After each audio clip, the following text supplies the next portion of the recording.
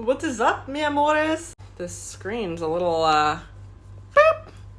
So, in case anybody didn't know, I am pregnant, 19 weeks. I don't know if you can tell my belly. I don't know if you can tell that I'm pregnant. 19 weeks pregnant. And it's my first child. I am very excited. Very much living in anticipation. Is this lighting like a little weird, or is it just me?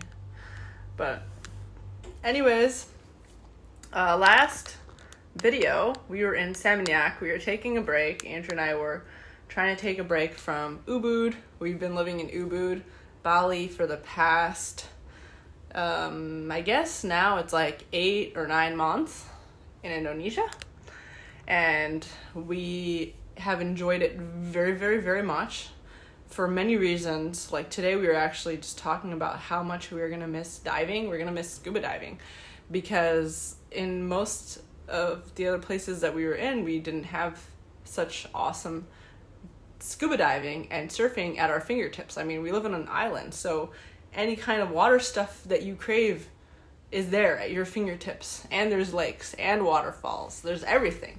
So we really, really, really have enjoyed the things there is to enjoy about Bali, and we're going to continue enjoying it as we're still here. You know, we're going to be here until we figure out our next steps. Today we're actually going to, I'm going to go swimming. I'm going to go grab a bite after this because I'm actually so hungry. I'm always hungry. And then after that, after swimming, eating, we're going to go to a movie theater. We're going to watch a stupid movie. So there's this movie theater that we go to sometimes, and they watch like trip out. They show trip out films. It's kind of like a home theater type of thing where they just like have bean bags and little couch stuff, and you watch movies like usually at 7 p.m.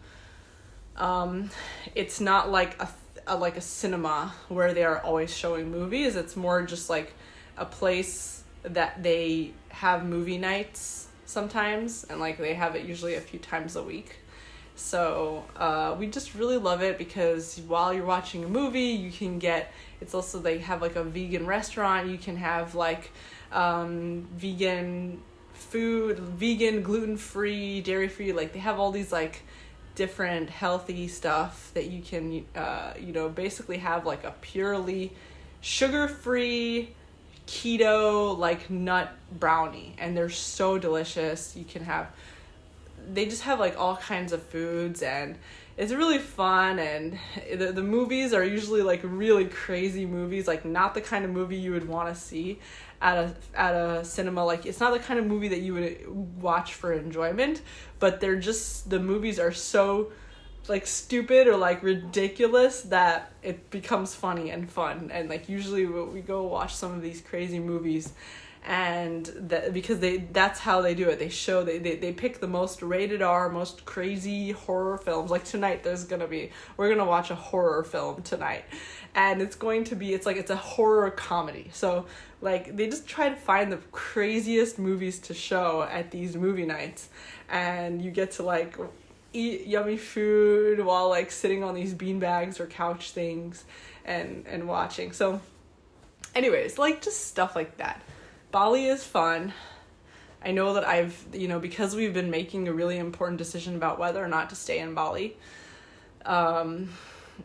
I've been shit-talking Bali and like talking about all the things that are making us want to leave, like bugs and not being able to go shopping normally, and the danger of the motorcycles and the transient culture and like a bunch of things like that.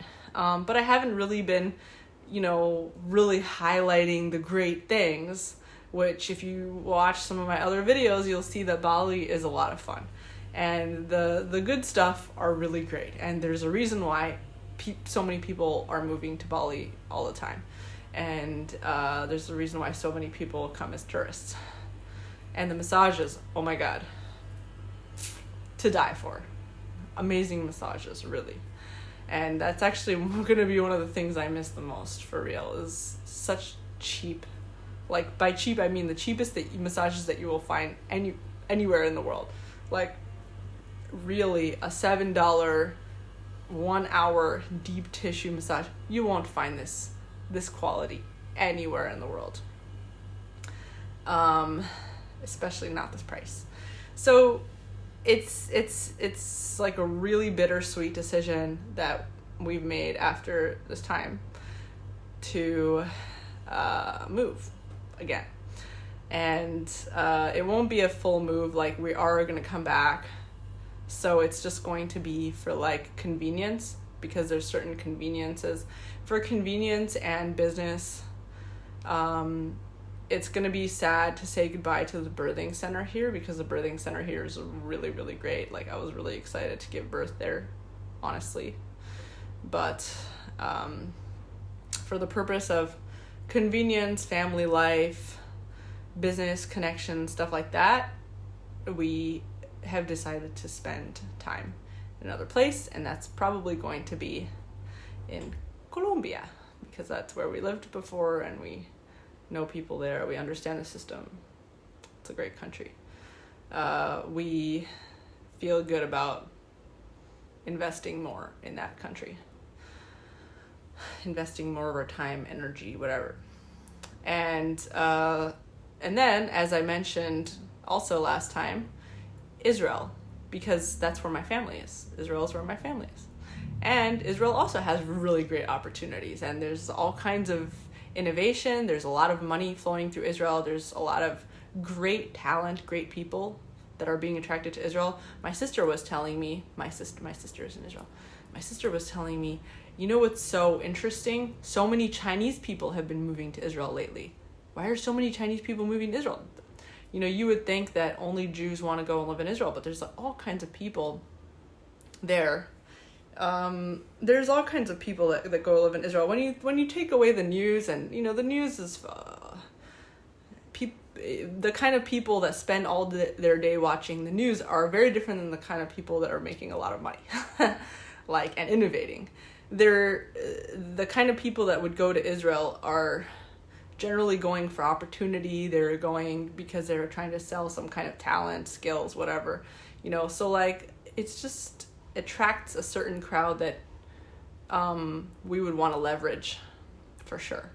But it's not like I've just never felt comfortable to like full-time live in Israel. So most likely what Israel will be like is that we will just visit a lot, and I would love to be around my family and visit them a lot.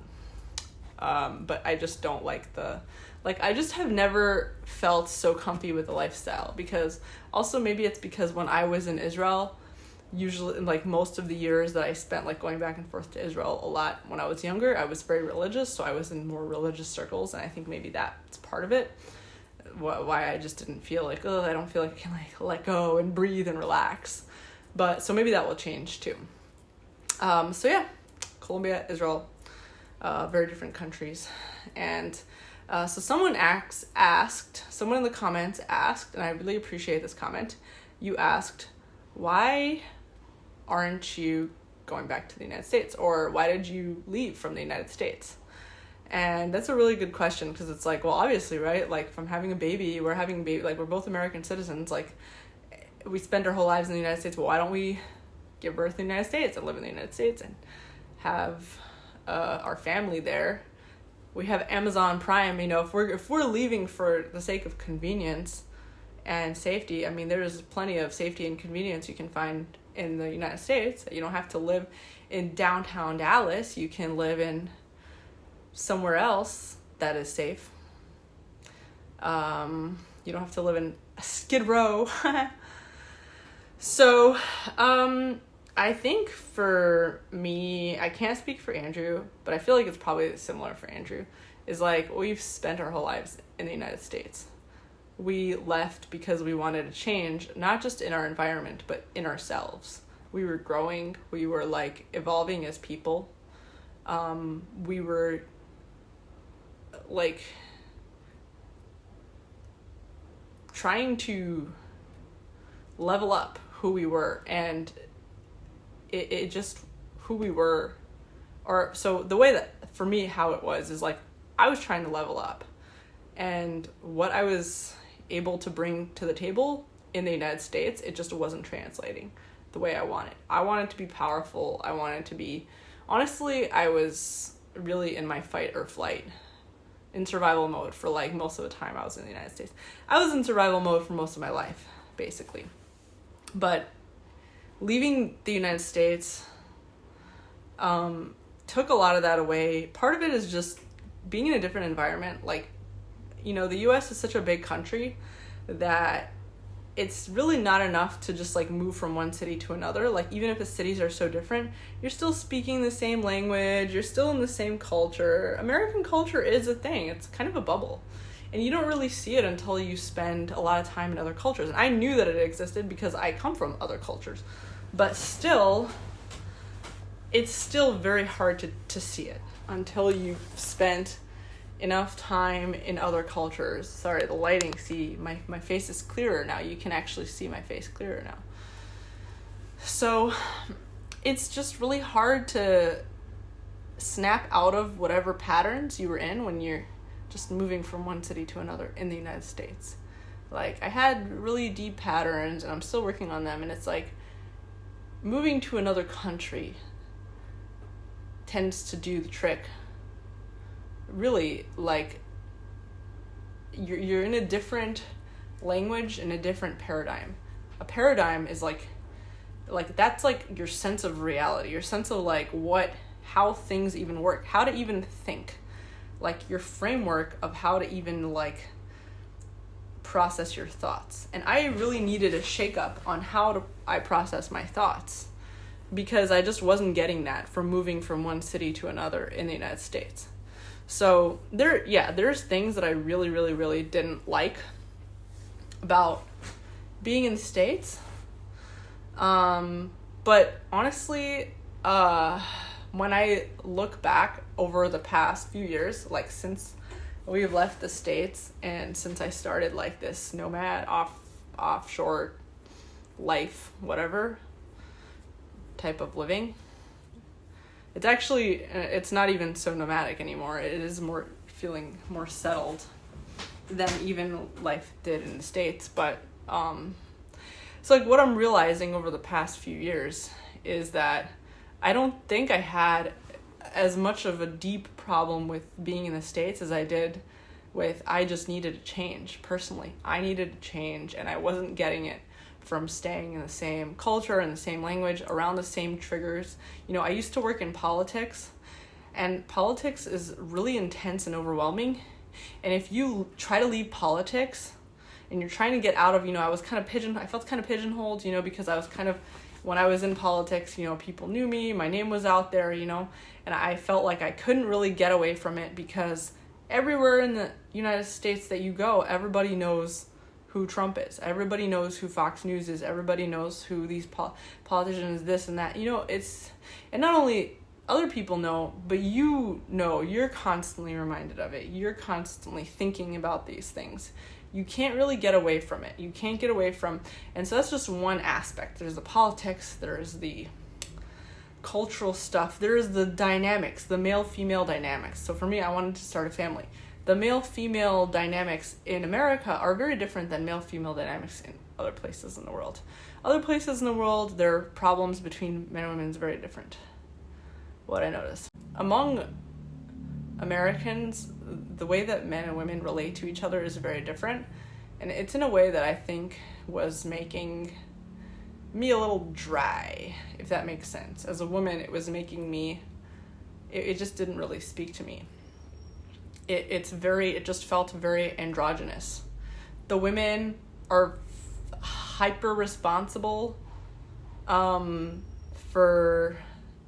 the women are just hyper responsible. They're kind of forced to be hyper responsible, you know, because it's just such an individualistic society where like you kind of have to like, and it's good. Like I'm sort of speaking in half sentences. It just felt a little too androgynous for my taste. As a woman, you're kind of like forced to be very hyper responsible for like your,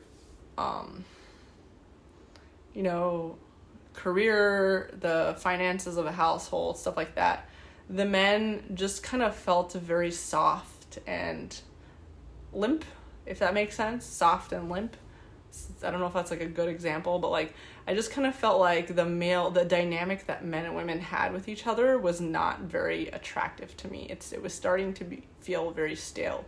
It started to feel very like the women didn't really respect the men, and they shouldn't have, because the women were just so much smarter usually, like, you know, and I'm just overgeneralizing stereotypes, but I just wasn't seeing a lot of male-female dynamics that were very attractive to me, that were very appealing, that made me, like, attracted to heterosexual relationships. So that was one thing, and I knew that deep down, like, I wanted to have a family, I wanted to be in, like, a hetero relationship, I want to be attracted to a man. You know what I mean? Like, even if I have some attraction to other women, or if I have some asexuality, whatever, I just didn't want to explore that. I wanted to start a family. I wanted to have a tribe. I just always wanted that. So I didn't feel like there was a lot of energy that was really supporting that in the United States.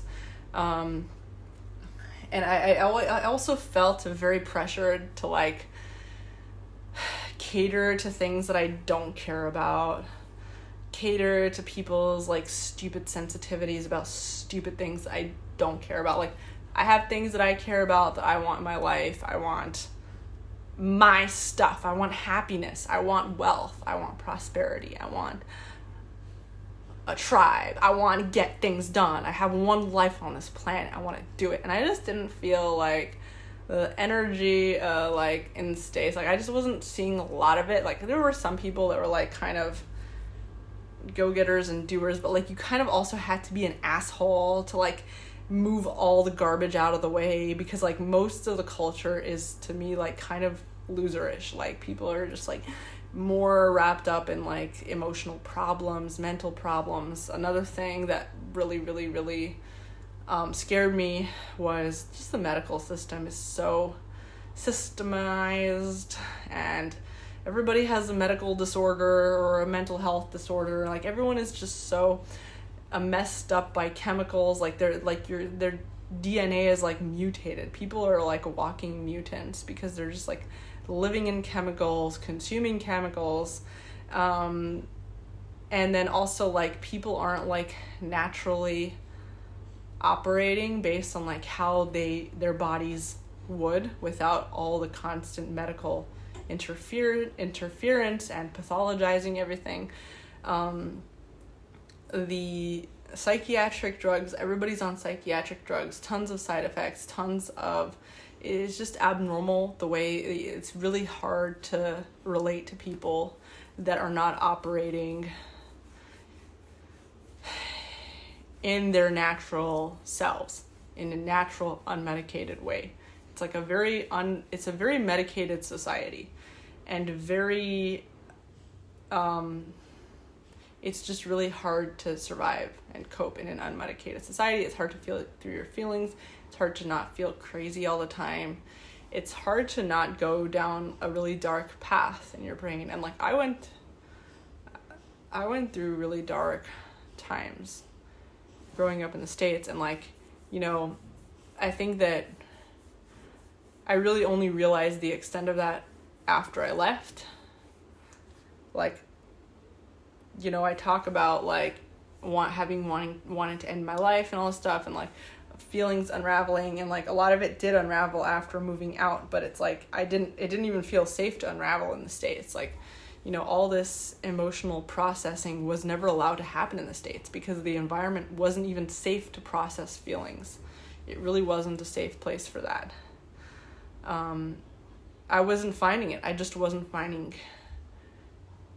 And like, you know, I'm actually looking at the news. It's like some guy went and assassinated a CEO, a wage worker that was working at United Healthcare. It's like an insurance company.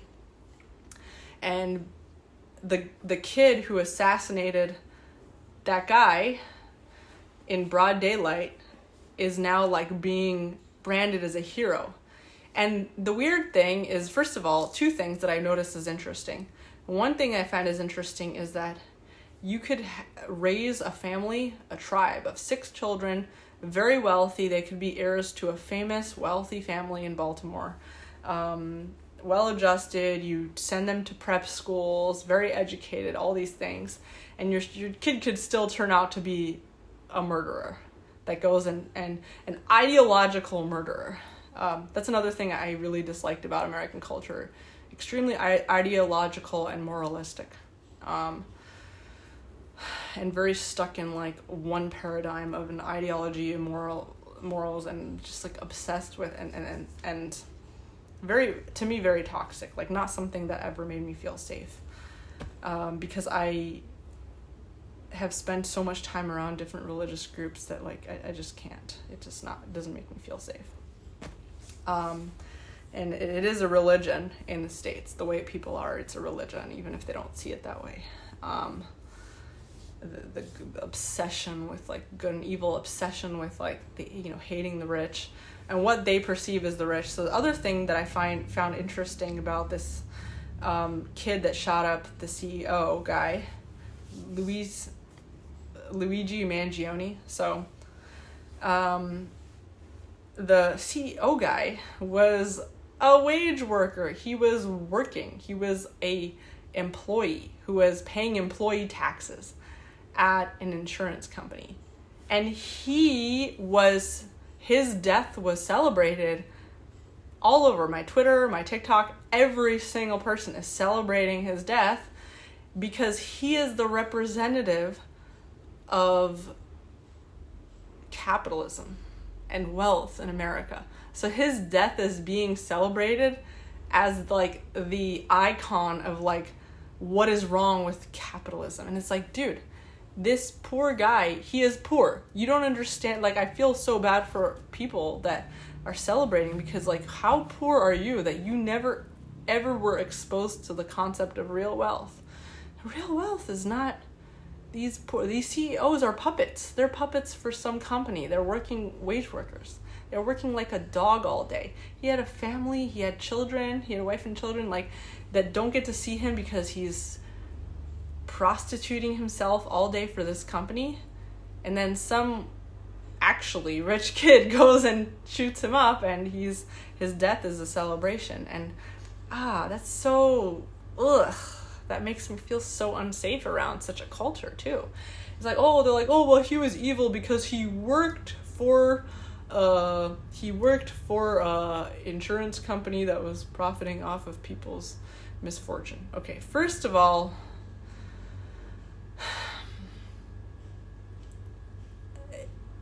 people work for all kinds of things. Like when I worked for a lot of people that like it actually was really, really annoying for me to be even associated with them. That it was like, dude, like I have a job, I need to survive. I appreciate the job, I appreciate the resume, but like I'm not like this person's slave. Like I'm not like I don't belong to them. Like why do I have to carry their fate? So there's a little bit of that where the culture in America is just so, there's like no sense of entrepreneurship. There's no sense of like personal responsibility where people are really seen as like, if you work for anyone, that person becomes your daddy. They're like responsible for you now. They represent you. And so if you work for United Healthcare, like that's your daddy. That's you. Like you don't have an identity outside of your work. They make you sign non-competes and NDAs and you become basically like, there's just no sense of like people, you're responsible for your own future. And so there's like a little bit of that. And then there's so many, I can pick so many things out of that story in particular of like things I hate about American culture. It's just like a one big giant factory. Everybody's poor, everybody's a fucking loser. People are they're married to their jobs. They're worse than slaves because a slave, when you give yourself as a slave or when somebody sells you as a slave to a daddy or a master, they feed you and they give you a place to live, even if it's like a pile of straws on the floor. You're kind of covered, you know what I mean? But like, this society is worse than slavery. It's like, you know, it's a factory of just very stupid loser people, and I just don't want to be part of it. I don't like absorbing the energy. I don't like absorbing the paradigm. The idea of wealth that people have is so low. It's so pathetic. It's like, oh, he got paid $1 million a year salary, even though like 52% of that is being paid away in taxes, and then all the rest of that is being paid in like the money he has to spend and like actually living the lifestyle to like support his ability to like, you know, do this slave job, whatever. It's just, the concept of wealth to me is off. It's off. What people strive for is off. What people care about is off. It's not what I care about. What makes people angry is not what makes me angry. What makes people excited is not what makes me excited. I just don't really feel like I resonate with the culture, and I don't want to be consuming all those chemicals. I don't want my kids to be put on ADHD medication because they got a little bored in school, you know? I want emotional processing, emotional awareness. I want natural ways of like learning how to regulate your body. And like, I understand that chemicals and plastics and all these things are everywhere in the world. You can't really get away from like modernization and industrialization. And I understand that some people say, oh, Pardes, you have to care about politics because this is all related to politics, you know, whatever. But like, at the end of the day, I'm responsible for me and my future. You're responsible for you and your future. And I just don't really respect people that try to fix themselves by trying to fix everybody else first. First, fix yourself and fix your own life. Save yourself. And once you're safe, then you can save the ship or save whoever else you think you're saving. That's just how I see it, and this is me saving myself. I see the United States as like an awesome country that helped my family in a lot of ways, you know, helped my people I care about. I don't see becoming part of the system, and I feel like I'm already too much part of the system. I'm too American. I sound very American. I feel very American. I feel like I absorbed too much of it. And I feel like absorbing more is just not very good for my mental health, not good for my physical health. I've become definitely more feminine. Like, and when I say more feminine, I'm telling you in my body. Like, things have changed in my body since I left the United States. There's a lot of pressure and strain that comes with a woman being forced into her masculinity that causes her not to be very fertile and causes her to actually feel burdened by her female parts. Like, that not only is your femininity not really helping you, it's not really serving you, it becomes a pain, becomes a burden to you. That's how it was for me in the United States, and that's how I know I see it's like this for a lot of other people, but like, that's just me projecting. For me, it was like, I need my femininity in order to reproduce and have the things that I want in my personal life. You know, and I just don't feel like the things that I want are even really supported or respected in America. Like, oh, you want to be a housewife, you know? And you know what? That's how I saw it too. Like, oh, a housewife? First of all, like, I don't even think about the word housewife, because Andrew and I are not factory workers like people live it like in the United States. So Andrew and I, we don't live in a way that you go to work, and if you aren't working like a dog 24/7, then you're home and you're a housewife. So that's just not even our paradigm anymore. I want to make art. I want to do stuff like, I want to do fun stuff, you know. Not be a very stressed out type A woman that's like always micromanaging her husband, because I think women, we're just a little more sensitive and we're a little more detail oriented. So when you're so detail oriented and forced to like work in the same plane as your husband, you start to micromanage your husband. You start to micromanage the men in your life because they are not as detail oriented, and it will drive you crazy. So you literally just can't be taking on all of their responsibilities because it will literally drive you crazy.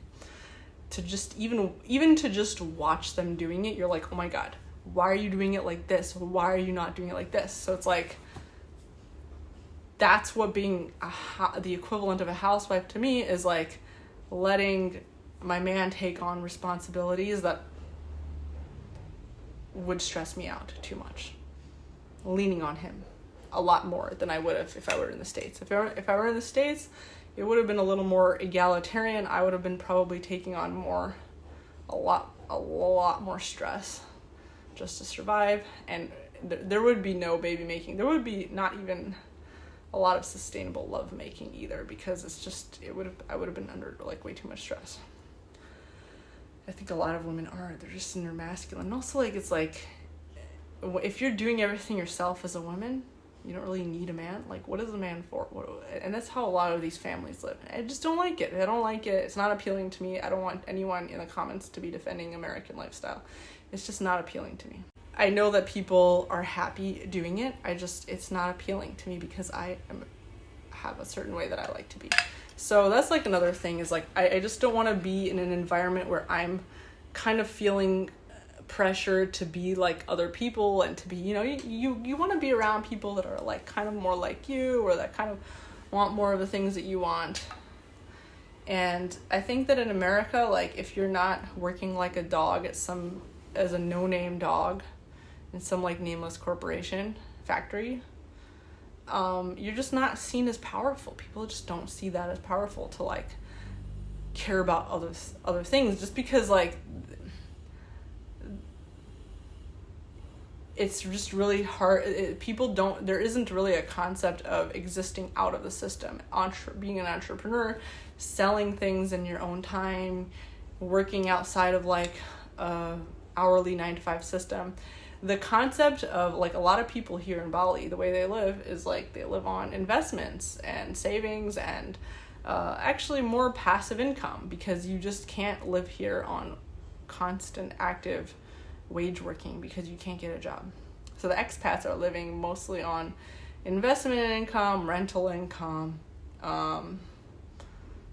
like a tiny fraction of what they would have spent anywhere else. And it's sustainable because you're constantly making more investments, and your investments are constantly bringing in more. You're actually making more money than you would have if you were slaving away at a job, killing away your youth. If I have to explain to you why it's better to invest your time in something that you're going to keep for yourself long term rather than slaving away at an active income without reinvesting any of that, then just don't watch my channel. I don't want to have to explain it. Go read my book. My book talks about this a lot.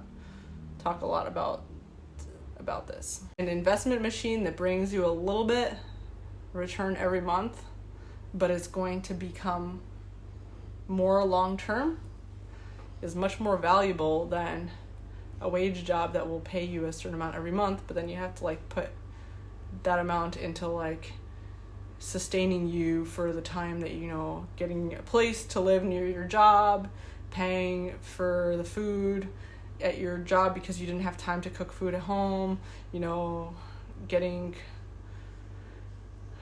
dressed up in the morning, wearing clothing that is expensive, you have to wear for work, and all these things, these jobs are expensive that people have. And the lifestyle is expensive, and the mindset is expensive, and it's just, it's just an overly hyper-industrialized lifestyle that doesn't speak to me, and it's like unnecessary pressure and stress for me.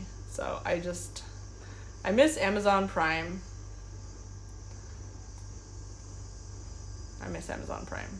But Colombia has a lot of great delivery stuff. I mean, everywhere in the world has great delivery systems. Here they have delivery systems, even though it's really annoying and hard to get stuff delivered to your house. That's not as part of like whatever their version of Amazon. So, and then like I just feel like I've already experienced the United States. There isn't more for me to experience. I'm not like excited to learn more about any particular place in the United States. I'm not excited about it. I'm just kind of over it. I've been over it. There is no part of me that wants to associate with it more, that wants to become more Americanized. I feel like in my parents' culture, even when I was a kid, like we really, really idealized American culture and saw it as like the epitome of wealth and strength, but I don't really see it as that anymore. In fact, I see that I have sort of been sold a lie as a kid. When we travel other places, go to other countries, see how people live, you know, and people have just assumed that like back in the United States we're probably living so nicely and lavishly, and like they really are being sold a lie, and it makes me kind of angry. I just feel sad for people, you know, that like the best lives, the best quality lives are in other countries. The kind of quality lifestyles where it would have been you would have had to be so rich and so stable financially, and so like you just won't find it in the United States. And average people in other countries, like average for those countries, are living those lifestyles.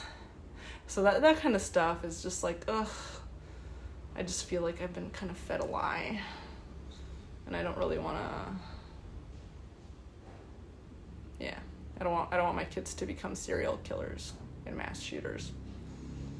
Like, I just, you know, I feel like I've been fed a lie. I'm sure, you know, my kids would grow up angry if they grew up in the States too. I think like everybody, it's almost like a trend to be really angry that you grew up in the States.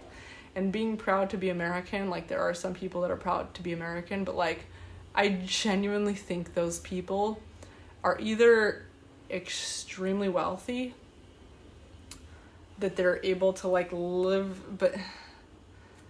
or maybe just living in a bubble, like they live in like the middle of nowhere and like they don't actually see how like most people live in America. Like I don't know. I also just want to. There's so much for me to see in the world. There's so much for me to do. There's so many places for me to go, check out, so many languages to learn. I don't want to waste my time on something I've already like spent so much energy on. Like, I don't want to become part of the common class in America and like doing things that I have already done. Get up, go to work, go to sleep, die, you know? I want more. I want power. And power is not waiting for me in America, you know? And I just feel like I don't really feel like living a backwards life. I don't feel like moving backwards. I don't feel like trying to go back and be a tail of an animal that I was already part of when I can be the head of a new animal. It's a really weird example, but yeah, there's just so much out there. I smell. Pregnancy makes you smell. So anyways, I'm gonna go now and swimming, I'm gonna eat something, and then I'm gonna go watch this movie. Another rainy swim day.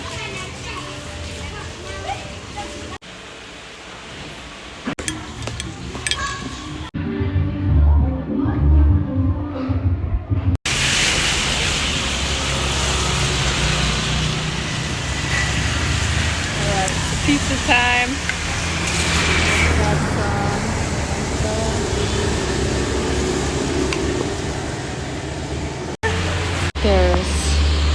Andrew giving an order.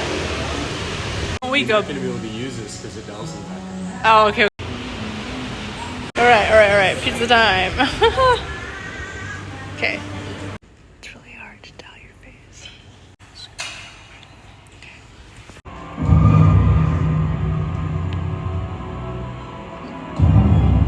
What did you think about that movie? Words cannot explain my sadness at the loss of like the last hour and a half of my life. This is really like the stupidest movie. I think the stupidest movie I ever watched. Yeah. We've watched a lot. Not like funny stupid, just like stupid. Yeah. Like nothing made sense. It was Horrible. yeah, it was really bad. Staff are sitting there talking about it like it's They're like analyzing like it's a work of genius, like picking it apart, trying to find meaning in it. yeah. Yeah, there's no meaning in that movie. There's no I mean, meaning. there was, but it wasn't worth the price of admission, that's for sure. Yeah. Taking photo. He took a photo of a random group of guys. Put it that way. Andrew went up to this random group of guys and was like, "Hey, can I take a picture of you?" Yeah, but it's backwards. Perfect government. What does it say? Can't read backwards. Brothers until death. Brothers until death. Oh my. This is the streets of Paradiso. Actually a very, very cute little neighborhood. We love to walk here after watching shitty movies.